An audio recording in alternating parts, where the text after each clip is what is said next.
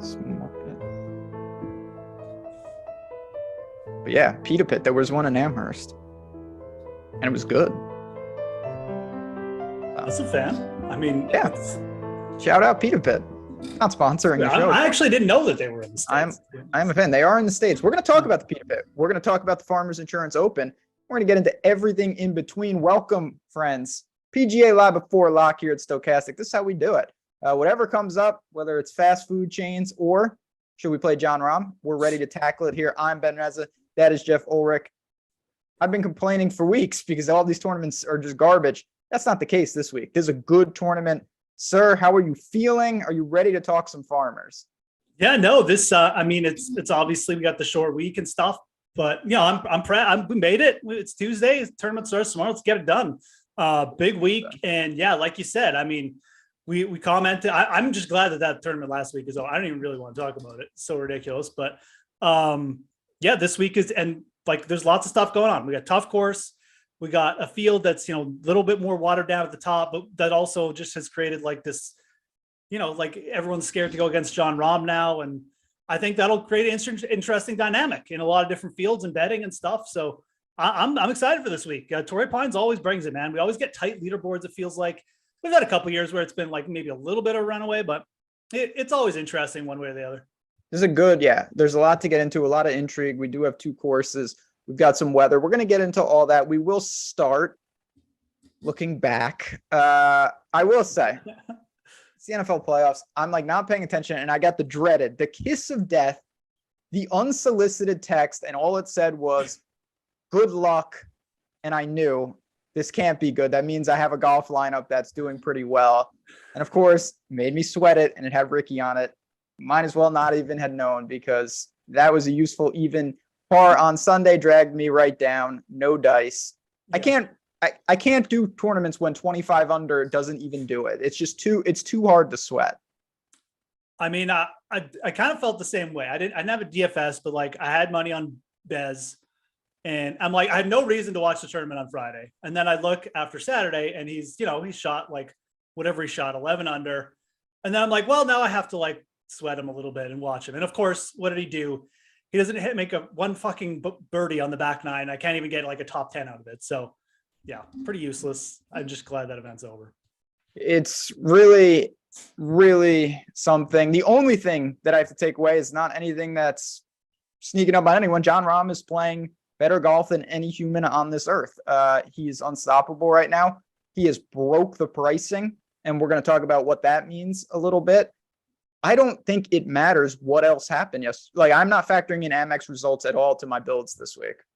I could care less. I think you should do the other thing. I think you should be contrarian and fade the guys who played well last week and potentially look at some guys down the board who maybe will it's almost like a look ahead spot, you know, like, okay, the team like played kind of mediocre one night against like against an easy team, but they were looking ahead to the hard game, which is this week. So and we've actually seen that in the results. Like Reed 2 years ago missed the cut at the Amex, came and just like played lights out at Torrey Pines. Even last year, Luke List was pretty just meh, did whatever at the Amex and then won. So there's some merit to that, and I think that's a great strategy to think about heading in. It absolutely is something that I think we can take advantage of. Here we go though. Let's talk about Prize Picks. They sponsor the show. Match in a deposit up to $100. If you're unfamiliar with Prize Picks, just another way to get some action. That's honestly what I think about it. You're populating over, under different categories. It's a little different. You're not worried about optimizers, mass entries. You're just building those daily prop-based contests. And again, to get you started, you're going to get that $100 first match deposit bonus. Click the link right below us after you watch the show, of course. And in addition to that, you're going to get the 1 free month of Stokastic plus Platinum. So if you like the tools that me and Geoff are going to be talking about, doesn't get easier than that. And then to top it off, I assume you're pretty intrigued just with the concept of some correlation here, because we've got the wind and we've got split courses out there. Yeah, I know you read my mind. I was going to say, guys, honestly, this is a really good week. Yes. To not only try out Prize Picks, but maybe to move a little bit more action over there, because Thursday, I can't wait for Thursday on Prize Picks. I'm going to be absolutely looking at every category. Greens and reg, let's fade all that. You know, the strokes department, birdies are better. I mean, we should get some lines here that we can take advantage of. And I mean, again, like I'm playing there tomorrow as well. But we've got some really tasty birdie or better matchups right off the top. We got Jason Day versus Svensson. A couple other ones I like. Actually, Ricky's up there. I made like 3 parlays. I can't even remember them, but there's multiple up there that we don't mind for sure. So anyways, it's a good week for Prize Picks.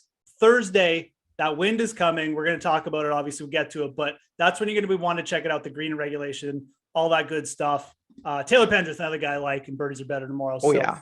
But yeah, this is a great week to try it out. If you haven't tried it out, or if you just, if you have, just keep it in the back of your mind. For Thursday, Prize Picks, you want to check out the golf action. Yeah, shout out to them. Jordan through it, and Chad, as always, appreciate it. We keep saying there's 2 courses. So let's get to this. Okay. We are playing the Farmers Insurance Open at Torrey South. It's a monster, but you also get to play the North course just once. So you either play that Wednesday or Thursday, and then you will play the South course ultimately 3 times total. When you build, let's get to the $1 million question. Shout out to Pat Mayo, friend of the show, went on his show today, and he asked me, would you rather play the easy course on Wednesday and then possibly play the South in the worst of the wind? Or would you rather play the South course in the easy conditions and then play the North course in the worst of it? My answer would be, I think that I'd probably rather have the guys go out on Thursday, get a lead, and then try and hold on. But it really just, like, when it comes down to it, my answer to this is, and you can say it's a cop-out, whatever. I don't think it matters.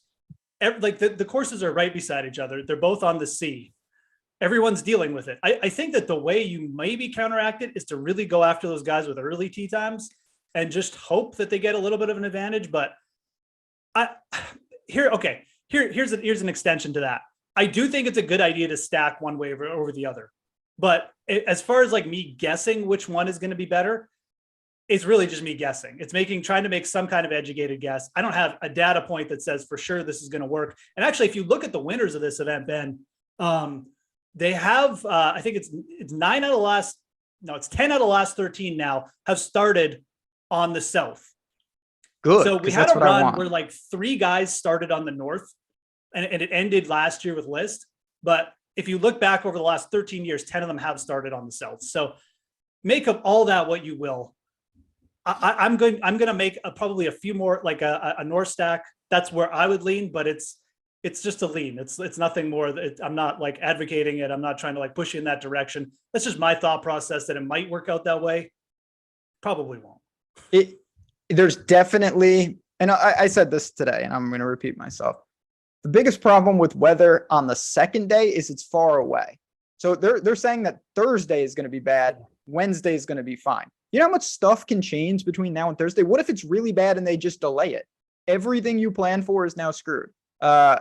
If I had to choose, I think it's better to go out tomorrow and play the South and get it done. That's what I would prefer. If I could pick where my golfers started, I would prefer South, and then you tackle the North in the wind. That's fine to me.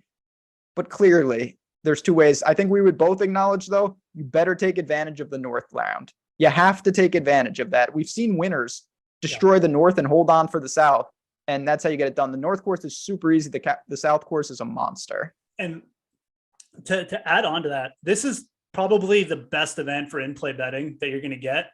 I remember, I think it was the second year Jason Day won. He opened with like a 73 on the South and then shot 61 on the North. So you can really catch guys down low in the odds. And even going into the weekend, like players like 4 back, it's easier to make up leads here because the leaders are going to make doubles. Like you get the Amex. I mean, unless your guy like makes an albatross like Xander, you're not going to make up ground. You just can't. Like, unless you like, I mean, really, what did we have all week? Davis Thompson went out, shot like whatever he shot, 60. Rahm went out, shot his round. And yeah, people tried to catch them. Nobody really even came close at the end. That's a completely different scenario here. The leaders will come back. This is a really good event for in-play betting. In addition to that, I kind of want to get all these peripheral things out. Normally, I talk about, well, you might want to do this, you might want to do that. To me, don't get too cute in Showdown. just play people on the North course. Just don't mess around with the South course. I don't think it's a time to be contrarian or different. Just play people on the North. That's not even like guys, don't bother. Like it's because like last week, you know, it's like, okay, you have 3 courses. Yeah. La Quinta's probably the easiest, but I could see maybe DAP. Don't screw around. Just play people on the North, full stop. Yeah. Yeah. It's completely different. There's way more double bogeys. There's less even the par 5s aren't really birdie opportunities. There's a difference. There's a big difference in yardage. The greens are different. Yes. There's bent grass on the North. Like it's way easier to putt. There's way too many differences. Yeah. If you are doing showdown, and you should play showdown, because there will be people who just don't look or just like, yeah, I'll play 3 guys myself. It's not a big deal. Yeah. Stack all the North guys. Every single player in your showdown lineup needs to be on the North. Yep. Agree. And listen, it's not going to be sneaky to do that. Everyone's going to know to do that, but there will be stragglers, and let those people get them out of here. Yep. Get them out. Now, talked about a lot. Let's get to the golfers. Let's talk about the top tier, because Jon Rahm, he could have his own category, belongs in his own category. He's $11,600. That is pricey. $1,100 difference between him and Finau.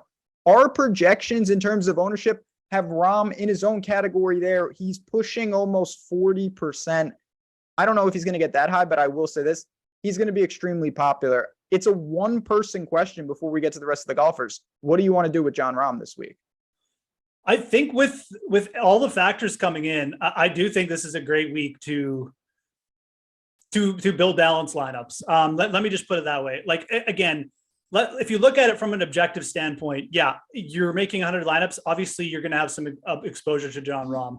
We've gotten to a point where he might just be in like a Tiger run here, where, you know, he's going to reel off like 3 wins, or he's just going to keep finishing top 3 every week, which is just as bad for you if you were to fade him fully. So you want exposure, but this is such a different event.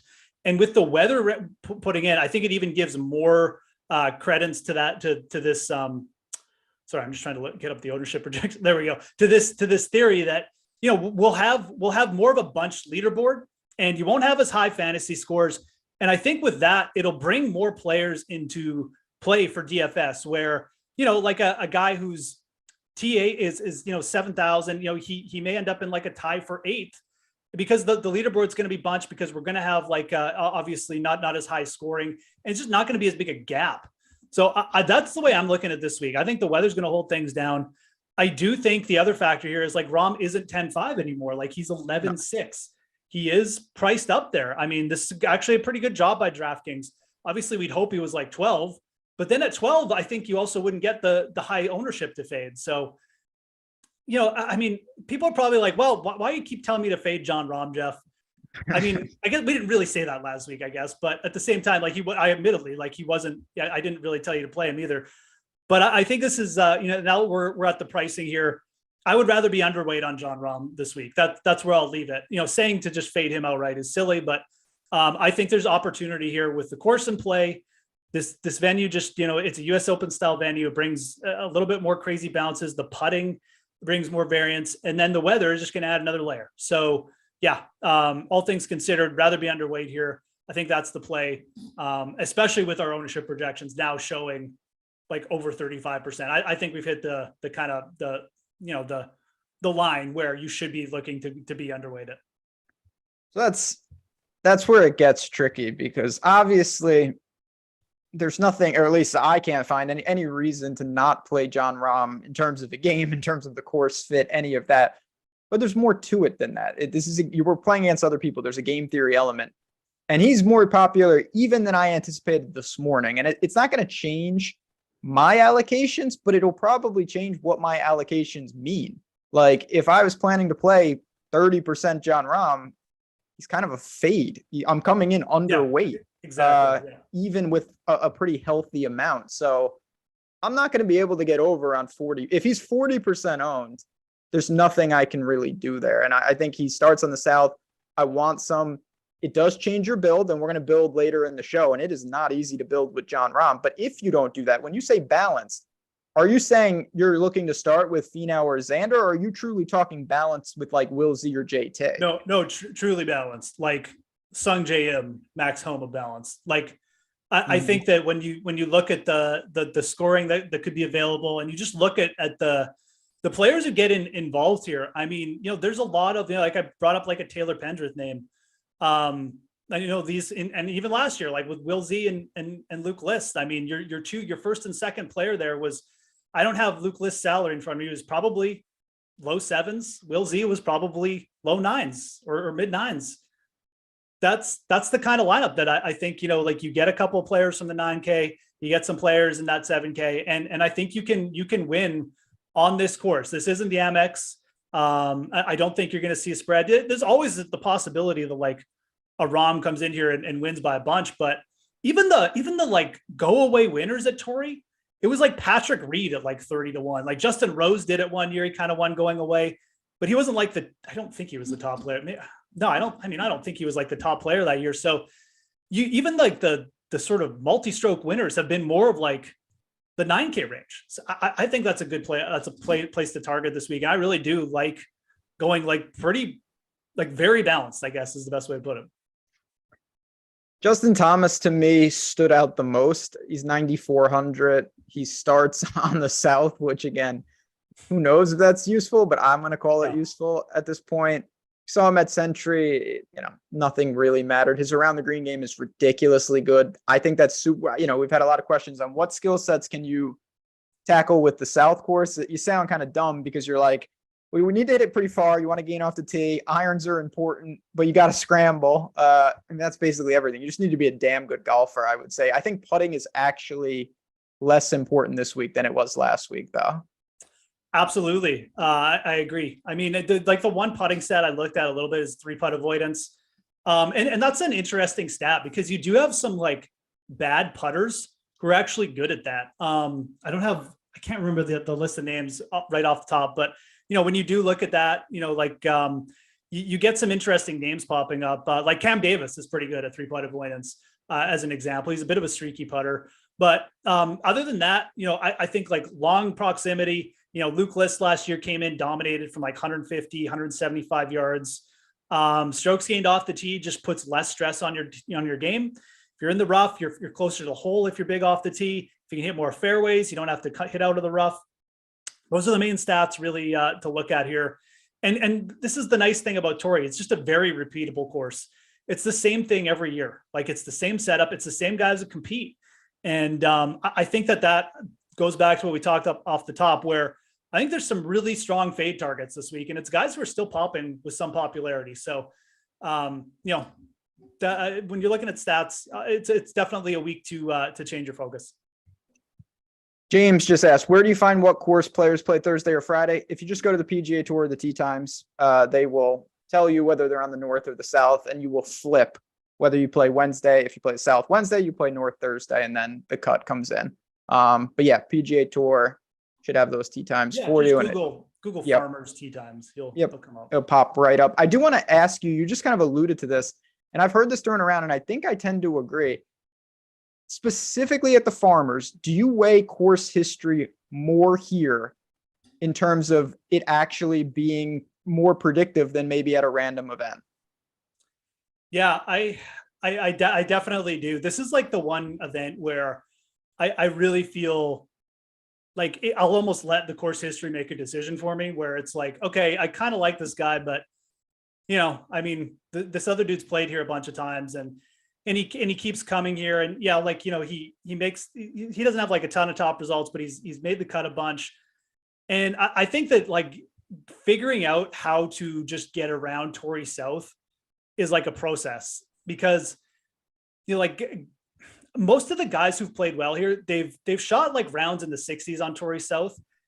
And, once you've done that, I think you gain a bit of confidence. You learn your way around. You realize that like not every round is going to be like a low scoring round. And so, yeah, this is very much a week where I always almost lean with, it almost just feels like every year I come here, I just play the same people, like the same, like 20 guys, Day, Rogers, Finau. Like it's just so repeatable. And you know what?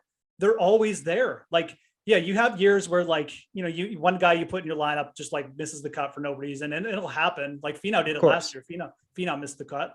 But More times than not, like you've got a couple guys from that group where it's just, they're like sitting T8 after round 3 or something, and they're like 2 shots off the lead. So, it definitely is a week for me to like actually weigh and really look at course history. Before we get to Jason Day, because I'm going to ask you about him in a second, I've got 2 names in the 9K range I want to ask you specifically about. One is your boy, Taylor Montgomery, who continues to roll it, a 5th last week. I would say this is a different challenge in a lot of ways. Are you more encouraged, discouraged? He's going to be popular again. What do you feel about Taylor Montgomery this week? My feeling is, let's get a miscut. This has to happen right here, right now. We got a course where I think even the best putters can struggle at times. And I know we played here last year, and I think I'm pretty sure gained like 3 strokes putting. So I'm already like against the 8 ball, but everything to me says if Montgomery's going to struggle, it will be on a course like this. You have to gain strokes on approach at Torrey Pines. It is so hard to not do that and get around this course. You just eventually find yourself in some rough, like chipping to like, 20 feet where like, could he make every 20 footer? I mean, he's done it before, but it's harder to make those 15-foot putts here. And his, like, I just keep coming back, like his approach game, it's not good. So, if ever there was a spot where Taylor Montgomery is going to struggle, it's got to be this week. And also throw this last nugget out. He's pretty much every measured round he's played in on the PGA Tour has been in like ideal conditions. We haven't seen him play in poor weather yet. So I'm interested to see that. Like, how does he handle not only a US Open course, but also potentially some bad weather? I think that at 9,200, he's more expensive than Hideki, Siwoo, Day, and he's still pushing 15%. Easy fade, auto fade. I showed you my, to miss the bet parlay already. He's of course, the money maker. I you gotta do it, man. I mean, if he comes back and he's T13 again, I don't know, whatever, we'll deal with it, but I'm fading him. That's my strategy. That's certainly mine. That's my recommendation too. So you can come back and make me own it next week. If that's where you better come back. We do receipts on this show for sure. But listen, small greens, a lot of times he gets away with not great irons because he hits it to 37 feet and I don't care how good of a putter you are. If you're not on the green, it doesn't really matter. And around Torrey South, if your approaches are that weak, you won't have opportunities to save yourself with the putter. You'll be putting for bogey, and that's just not going to work. And this guy's approach game it's not good. I'll just say that. And as good as he is, and off the tee, I actually don't really worry about it, but you can't be consistently this weak with the irons and expect to get away with it. Particularly, you just brought it up. What if it's just like a torture chamber? What if it's like the Sneds round? Like, good luck with that. I'm not sure I really see it, but you alluded to the other guy I wanted to ask you about. If there is leverage before we drop to the mid-range, it would be Hideki Matsuyama, who's 40-1 in the outright market, sub 10%. I don't know where his game is, but it's not like Decky hasn't shown that he can handle this course. I mean, he is, as you mentioned, like he is the real leverage spot because, like people look at Max Homa. I think people are just, for good reason, like they're going to be into him. Sungjae Im seems like he's probably not getting enough love at that price, but people will use him obviously and feel good about it because their other option is Hideki. So, again, like I don't have a ton of insight except to say this, like you look at strokes gained in like really windy rounds. He's 3rd in strokes gained tee to green. He's handled good courses well over his career. And I mean, like he's a Hideki Matsuyama. Like he's a world-class player, and we're going to be getting him at 7% owned. It's pretty tantalizing. I don't think that he's necessarily a must play. Like I think just eating the chalk in this range is okay too. Like Homa at this point, I just, I especially on the West Coast, like if you just want to trust Homa and even just Sanjay there, fine, go ahead. But like if you don't have to do much to get overweight on Hideki, right? So I think that's fine. I really just feel like he's definitely, the guy who could even come in at something crazy like 3-4% this week, because I just think everyone's got their eyes on like 3 players here. maybe even just 2 in like Homa and Montgomery, because I think a lot of people are still going to play Montgomery, and maybe they should, but Hideki is just going to drive his ownership even lower. Yeah, I mean, certainly the miscut equity with Decky is sky high relative to the range. I don't think there's any debate that, but I definitely have some interest just on the talent. I think I'm permanently scarred. Best round I think I've ever seen of a player was Decky at Firestone many, many years ago now, but he shot a low 60s round at the monster that was Firestone. And he just, when he gets it going like that, I think there's some stuff there. One other quick, and again, these are anecdotal things. I have seen some comps to some things with the Houston Open. Decky's lone appearance there was a runner-up. So I think if you're looking for some of those things, Decky makes sense. But besides that, Decky makes sense because he's Hideki. And if you get the right version of him, he is wildly underowned relative to his peers. Yeah. And again, like the nice thing about it too, is you don't have to have that much exposure. So, if we're projecting 7-8%, I mean, you don't have to like kill yourself to go double that even. So. Yeah, absolutely. All right, let's get to the next range. I guess we can call this the old mid-range, even though like with a field this good, it's so deep. And before we talk about them, I do want to say, and we've had a lot of people check this out. New people said, hey, I'm glad I did this. If you want these tools for the week for free, no questions asked, just go to the link in the description and click free 5-day trials to Stokastic PGA. It's legitimately that simple. You click it, you get the tools, projections, and ownership, and pro plays, and everything else we got going on here. You get a chance to see how it is from the inside out. And if you like it, maybe you win some money, maybe go on a little heater. We obviously want you to stick around. If you don't, and you say, okay, and you're back to where you are and you paid no money. So why not check it out? Free 5 days. Just click it and you're in. Now, what are you doing with Jason Day? The course history man himself. He looked pretty good at Amex. He putted well. He seems healthy. Yeah, even though he seems overowned, I'm pretty into it. Not gonna lie. Yeah, I mean, I kind of spent the first part of the week just being like, just we don't need to play Jason Day. But when it boils down to it, I mean, I want to play Jason Day here too. I mean, like I don't really know. There's really nothing else that we can ask for at this point. I mean, basically outside of like him, like winning twice and then coming in here where he would like then be like 10K or something. I mean, I'm not sure if we could ask for a better scenario. Like he's only 8,800. His irons have been good, like going back to last season too. Everything seems to be good. He's still a little bit inconsistent, which I think his missed cut equity is probably a little bit higher than maybe like people realize, which again, like could make him, I guess, from that perspective, like a really good fade. But I'm just not going to worry about that. I think that a lot of like the top players are going to have high miscut equities this week because of the weather. So I would rather have a guy who's experienced out there, who's going to be in a really good place. And like you said, I mean, like it wasn't just the irons last week. I mean, if this is like the putter is back, I mean, I don't really want to miss out here either. I think he's just underpriced. I think you could almost like put him and Hideki in the same sort of category where we've got 2 veteran players. They played well in this venues before, and like they're not really getting enough respect for some of their recent results. So Day is obviously going to be the more popular one. But I look at this range and, like McNeely's going to be popular too. And is Siwoo like the play here? I mean, I don't know. It doesn't really feel like that great a setup for him. So no, I want to play Jason Day. And I think that, again, the nice thing about this week is I don't think you need to fade the chalk in this range. I think that Jon Rahm will soak up so much ownership, and like you can just play the balance as like the reverse. Like it's almost like playing the balance chalk versus the high end chalk, and you're kind of both going to end up in the same like area in terms of ownership, because you'll be avoiding the Jon Rahm ownership, but the Jon Rahm lineups will be avoiding this mid-tier ownership, and you can just go from there and build out the rest from there. And if you're right, you'll have the balance and you won't have Jon Rahm. And, if you're wrong, then you'll miss out. But I like Jason Day here. I think he's underpriced. So I'm just going to follow right back to you.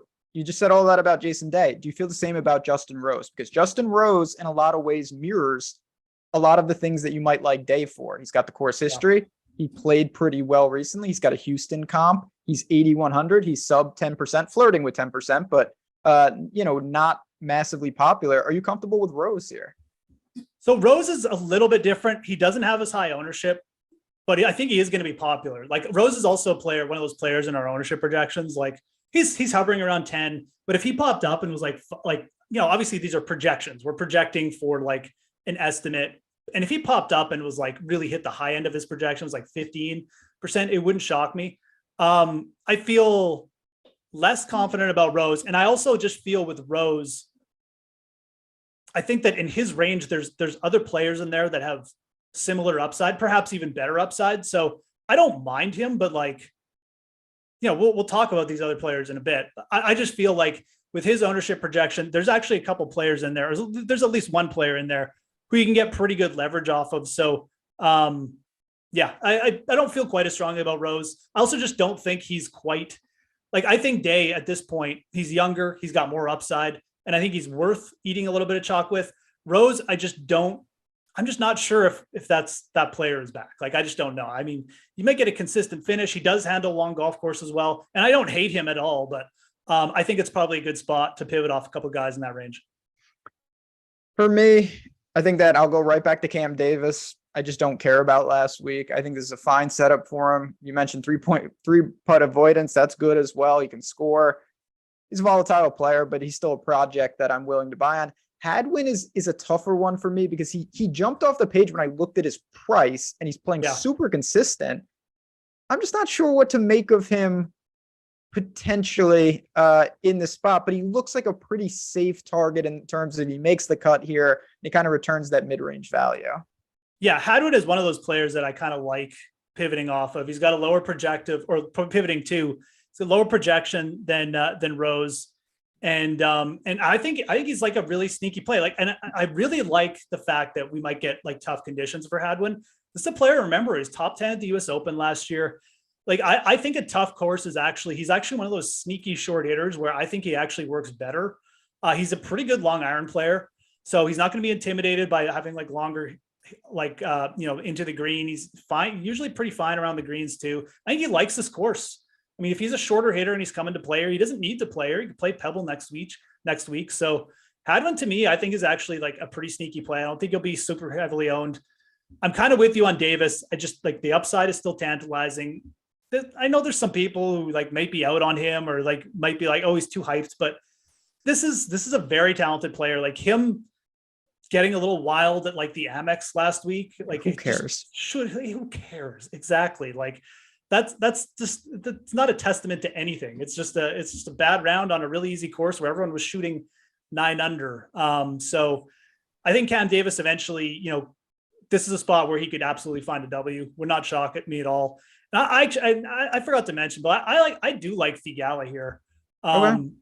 I don't think many people are going to play him. Some good info on Theegala. Like he's played here a lot as a junior, had some success here. He was T25 at this event last year. He's putted well on POA. Like he was 6th at the Fortinet over the fall.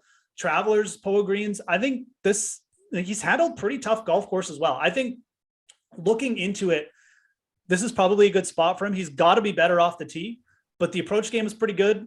First 2 events. And I think that, as a player we're talking pure GPP upside, it's fine to take a shot with him in that range. And especially if you don't want to play Jason Day or you just, leaving Day out of your lineup or something. I think Theegala is a really good play. I like a lot of players in this range though. That speaks to your balanced build. It does. This kind of leads to the theory. I think there's a lot of players in this 8K range where, I'm not going to predict and say they're going to win, but I think a lot of these players could be up there and competing on Sunday. Let's keep going down. I want to open it up a little more because Pendrith is right here at 7,900, who I like as well. You mentioned him already in the show. And it gets a little dangerous. I don't know where we go from here. You got guys like Wyndham Clark, Davis Thompson, who has surpassed your guy Davis Riley on the Davis rankings, Harris English, Smalley, Detrick, Kitayama, Ricky, Burmeister. Like, how do you feel about the upper 7K range this week? Yeah, I mean, again, talking about Pendrith off the top, he's, I think a lot of people are into this, obviously. So again, you're going to need a little chalk, but it's really strong player off the tee. Should set up well for this course. I don't have a problem going back to him. He burned everyone last week. That was actually one of our better calls. I think we did say to stay off him. So, and then, going down here, this is where I really feel like you can kind of get like, you can kind of get a little wild, really. Like, I think that a lot of these players are going to implode in the bad weather. And I think some of them are going to just like surprise and just like be really greasy and be able to get their way around this course. And if you want to make like if you're going down here and you've maybe, put a chalky lineup together, like a guy like Harris English is a perfect example of someone who he may not even like gain strokes off the tee. He may not do much, but like if it's windy out, he'll putt really well on these greens and he'll get his way around the greens and you'll just end the event and you'll be like, oh, he's like T18. How did that happen?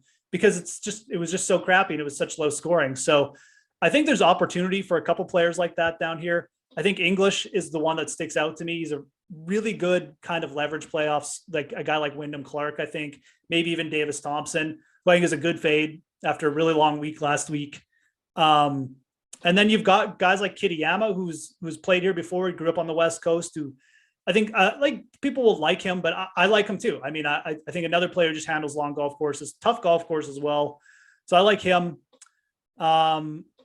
Those are kind of the two players in this range where for GPPs, I'd kind of be looking to for a little bit lower ownership.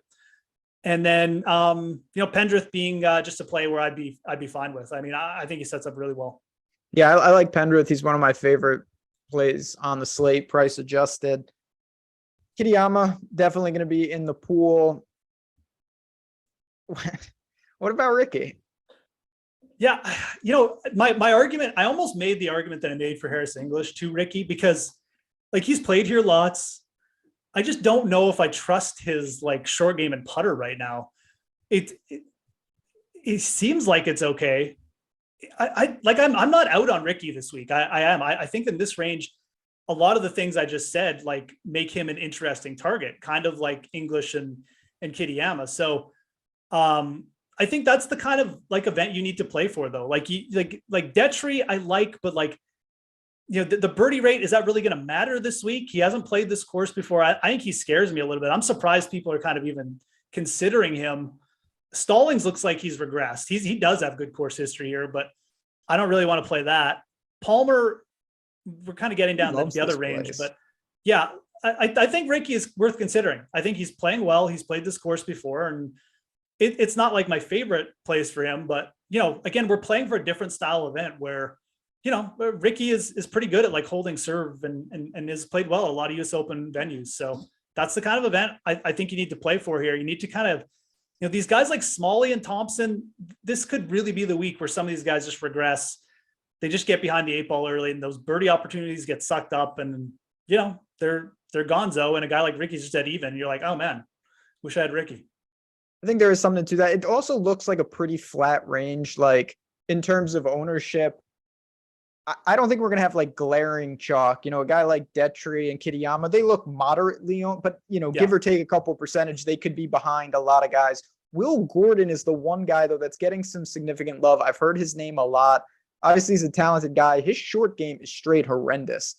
So I do think if you think it's going to play like a torture chamber, I don't know about Will. I think I'd rather have Burmeister in certain iterations of this tournament, even though I'm not doubting that Will Gordon's got some serious talent. I mean, Will Gordon is like the easiest pivot in the world for me because my guy Trey Mullenix is right there. Ah, yes, who just continually gets disrespected. 150-1 for Trey Mullenix. Give me a break. His top 5 in proximity. We just talked about the Houston comp. He was top 5 there. Right back to Trey Mullenix in this range. And yeah, Will Gordon, I'm with you. Good young player. I think like a lot of these players we're talking about, though, I think he sets up better for an Amex, like a RSM. This isn't really the spot where I want to start testing my Will Gordon luck. Mullenix has played here a bunch. He's played US Opens before. And as we've talked about, he's played good in US Opens before. And I just think he's underpriced, man, as always. So this is right back to Trey, guys. Let's round out the 7K range. Couple names here, all different types of players. Patrick Rogers seems to always get it done here. Bo Hostler is here. Ben Griffin is playing fantastic golf week in, week out. Yeah. He closed like he did some serious things. I'm not sure I want to push my luck with a guy like Higo, but I think it's worth the consideration. Jaeger, I've turned into you with Jaeger. I liked him last week quite a bit, and I like him again here. What caught your eye in the lower sevens? Yeah, I like a Jaeger at this point. I think we just need to just keep playing, just keep trusting. It's a little bit of a longer setup, but his around the green game can save you. If he blows up here, it wouldn't overly shock me. But like at this point, like the off the tee's been better.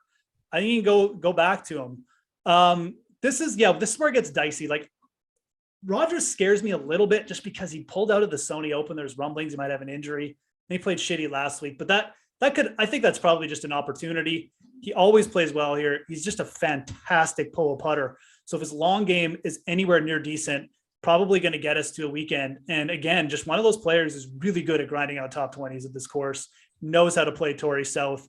I don't have a problem there. Brendan Steele's ownership has gone up because he's hammering the ball. Brendan Steele's interesting. I wrote him up as a good pivot, but like with the ownership now up, he just does not handle these greens well. So I think I would rather play Rogers there for tournaments. I think there's better upside. I think there's a better chance of a top 20. Hosler is actually slightly interesting for similar reasons. I think Rogers is a better play. And then we mentioned Jaeger. I'm actually one player. There's two players here, 7,100. The first is Matthew Neesmith, who I have no problem going back to. He had a horrible opening round at the Amex, played really good the last 2 rounds, handles long golf courses really well. The irons will be back. He was fine last 2 rounds. Justin Sue is really interesting this week. Another player, grew up on the West Coast, played Torrey a ton. He's been good off the tee to start, and his long irons are good. His irons are just a little bit inconsistent, but like when he gets fired up with them, like he doesn't just hit them to like 10 feet. He hits them to like 1 foot. This guy's close, man. Like and again, another player who I think he's going to use his experience here. And like he's a pretty good putter too. And I kind of like that it's tough conditions. I think Justin Sue is another one of those players you could just end the week and be like, Justin Sue was like 12th. So I like Sue down there and Neesmith. These are, the chalky guys in this range, I think are actually fairly easy fades. There's a lot of players down here I think you can get interesting with on a week like this. This is where I start to think you don't need to, but I will be determining what I'm going to do based on stuff I already determined. 1, am I stacking one side of it? Like, well, the guide started on the south and I need a guy who started on the north, or vice versa. 2, do I think it's going to play crazy difficult or crazy easy relative to what other people think? If it's crazy difficult, I might not go to a guy like, to me, Justin Sue's around the green game is still really problematic. In certain other conditions, I think he sets up really nice relative to the range. Neesmith, if I think it becomes an iron competition, he's probably my favorite play in the range. If I want a bomber or something like that, maybe I look to like, we're getting crazy, but like Johnny Vegas is down here. Schmid, who I don't really know anything about, but that guy is an interesting name. Lanto is back. I think I want to take a wait and see on him. I don't know about you. He had serious back issues. Like I don't think this is the greatest spot for him, but a name to at least bank. And then Aaron Rye, who he comps to Houston, just a talented dude. He's got European experience. Wind's not going to bother him.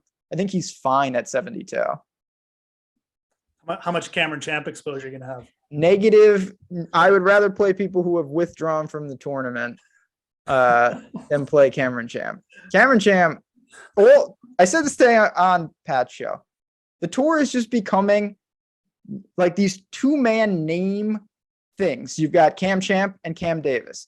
You've got Taylor Moore and Taylor Montgomery, Davis Riley and Davis Thompson, Eric Cole, Eric Barnes. There are too many. Ryan Blom, Ryan Brem. I don't like this. Whoever's in the second of the name, he's got to worry about passing Cam Percy at this point. Never mind being relevant. What about Callum Tarrant? Last name, and then we'll get egregious and we'll build some lineups.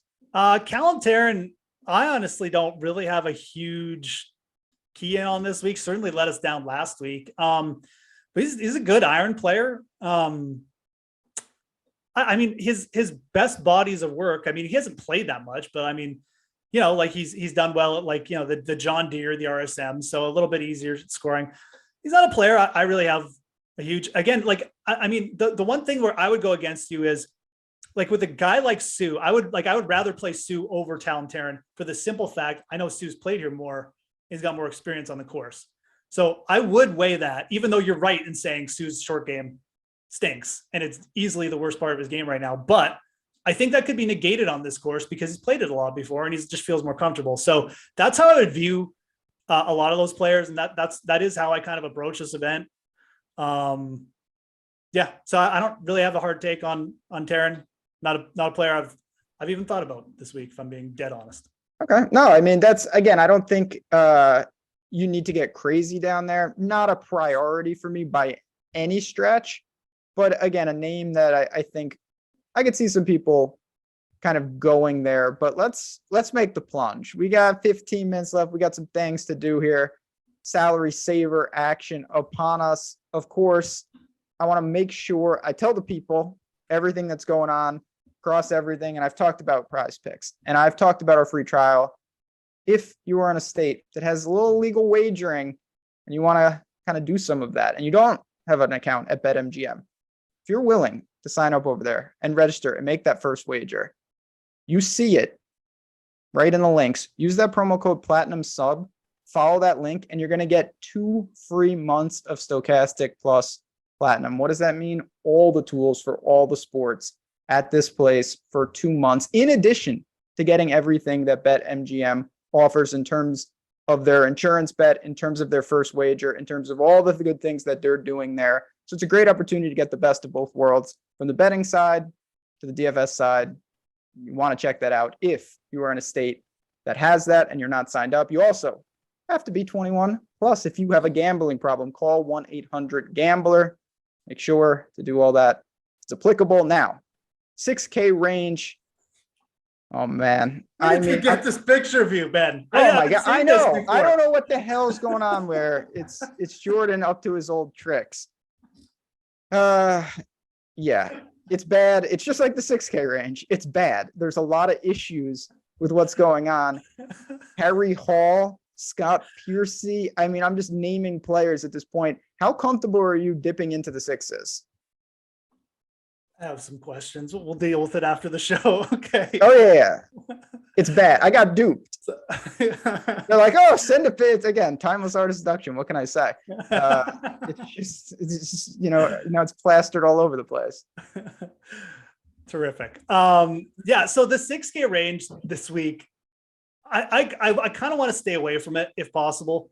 There is just a lot of volatility down here, man. Like I've more than ever, it feels like we are just picking out of a haystack here. Like some of these guys in the 7K range, we have at least course history to rely on. We have some kind of a strong part of their game. It feels like right when you get down, past like the maybe the Streelman range, even just with Streelman. I mean, like my guy Justin Lauer, how is he going to handle a longer course? Harry Hall is interesting. He's really good last week, but like he's doing it with the putter.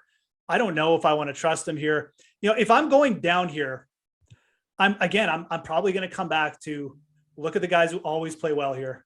Like Michael Thompson might be worth a look. As gross as that sounds, this is just a range where I think you almost just like throw out the stat sheet and you try and find another angle. Maybe Kevin Tway, because he's a bomber and like he's popped with a few good rounds to start. It's not the worst idea. It really isn't. If Kevin Tway makes the weekend, he makes an eagle for you on the weekend, that could be enough for him to matter. So it's going to be that kind of week. You want players who you think can scrape through the cut, and you want some kind of angle there where you can rely on it. JB Holmes is in this field. That's interesting. JB Holmes is in this field. Yes. Don't play him. That's no, don't. He does have good course history, but let's give him a few events to see what's going on before we get there. But yeah, that's my take in this range. I don't have like a hard target. Like I said, better to stay away if possible. God, this is a weak field at the end. Cody Gribble is in it. Again, if you're looking for players down here, I would probably lean the course history angle again, if possible, and just try and latch on to something like that. If you are comping to Houston, Tyson Alexander is going to be a name that maybe catches your eye. He came in second in Houston during the swing season. He's not playing bad golf at all. Strong off the tee. Yeah. I like that. Yeah. Yeah, strong off the tee, and he's pretty crafty around the green. You don't see that combo a ton.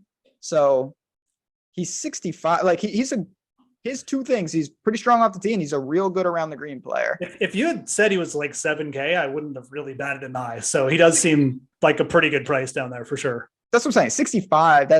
You could do worse. Yeah, we could definitely do worse. Yeah, no, that's confirmed. Who the hell is Patrick Welsh? I don't know. Neither do I. Shout out if he's watching the show, hit that like button. If he's not a subscriber, subscribe to this channel, Patrick. We appreciate you. Good luck making the cut. I don't know who you are. Don't play him. I think this is my final thoughts before we build and give some hot takes. It's not really applicable down here unless you're going to ROM. Like if you start balanced, you're not going to really need to get into this range. This is mostly the build of ROM and JT, of ROM and Will Z. You need this guy, and that's what people are going to latch onto. ROM will be so highly correlated to any sub 6,500 player. It's not even funny.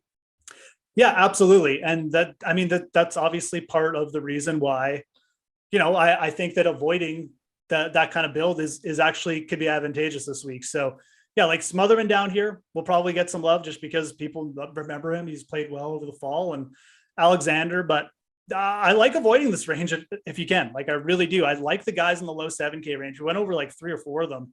And I legitimately like playing those guys as like last man in, maybe even 2, like doubling down in that range. So I think those players have way better just a chance either for one reason or another than the 6K guys tonight. It doesn't mean obviously we'll see a couple of 6K guys pop up probably, but way harder to pick out in my opinion.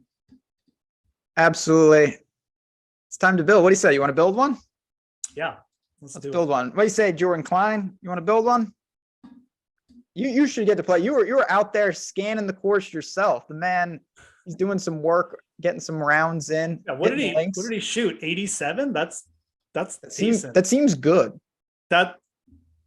Dude.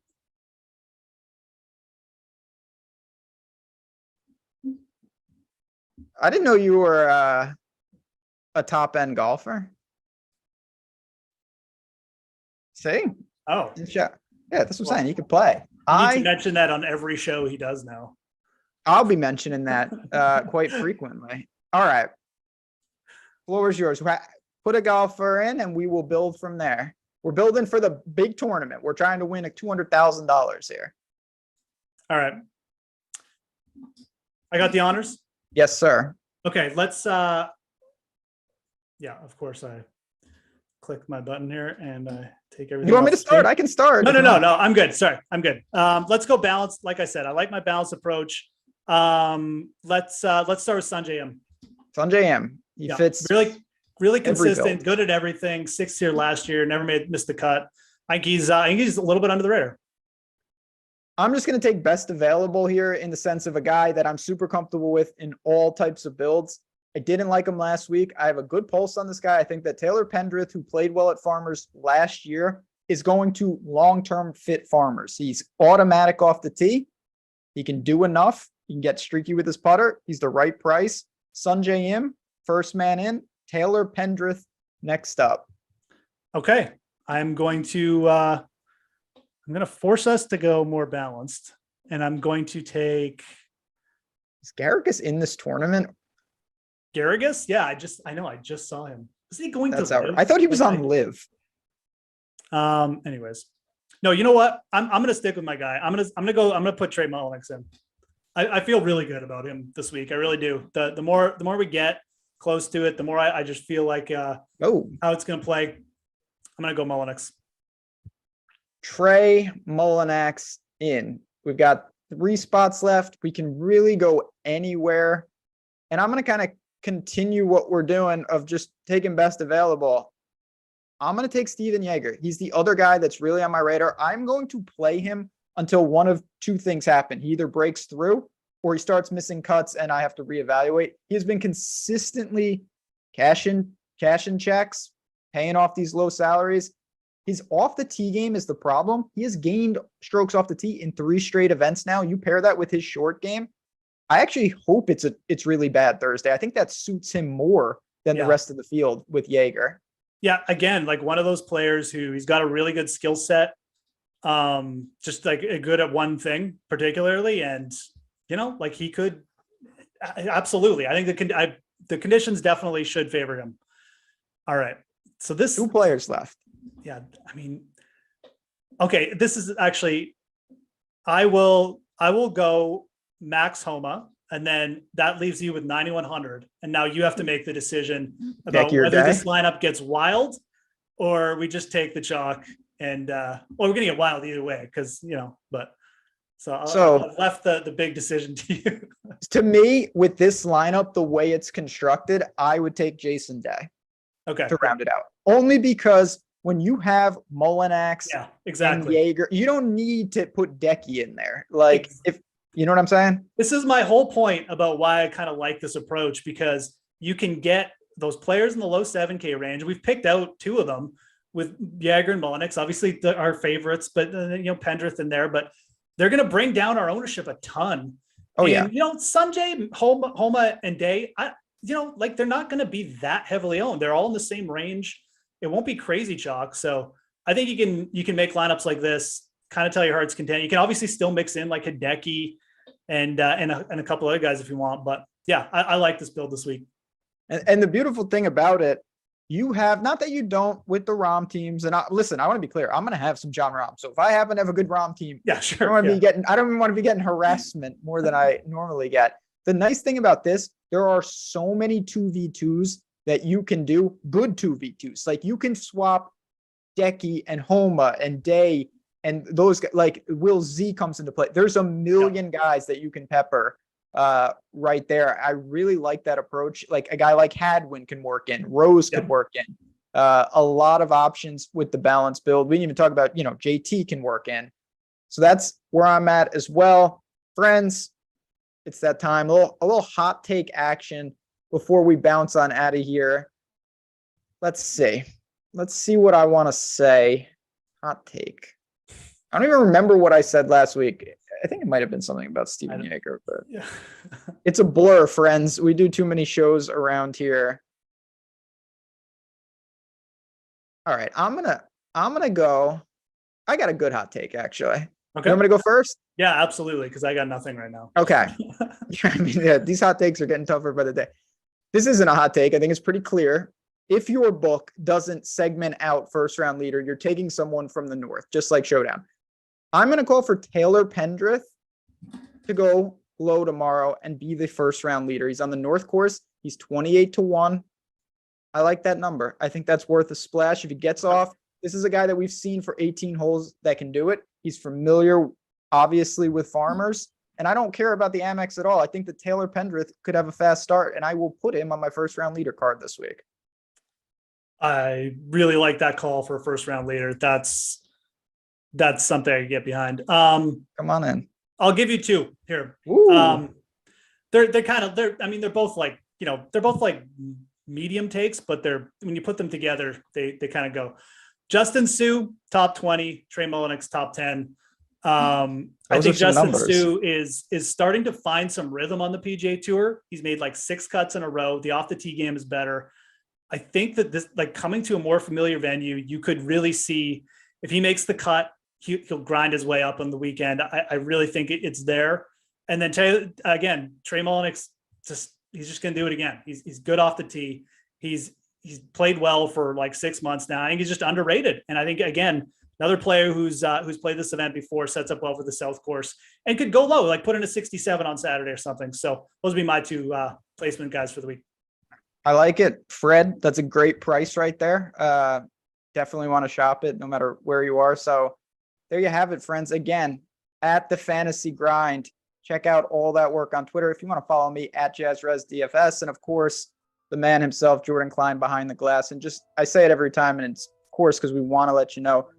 After the show, all those links that I mentioned, they're all there in the description. So if you want to read about them, even check them out. Maybe you don't even sign up. At least see what's down there, because there's a lot I didn't get to because we have so much going on here at Stokastic, from podcast to NBA Bet Pro to Insider Act, just a ton of good stuff. We hope you're along for the ride because it's going to be a great sports year and a great golf year. We're going to bounce on out of here. that'll put a bow on the Farmers Insurance Open presented by Prize Picks. Again, good luck, everybody. Enjoy. And of course, next week, back in business Wednesday nights, we will be back breaking down all things betting, reviewing what happened, and hopefully celebrating a big time win from someone in this community. Let's take one down. We will talk to you guys then.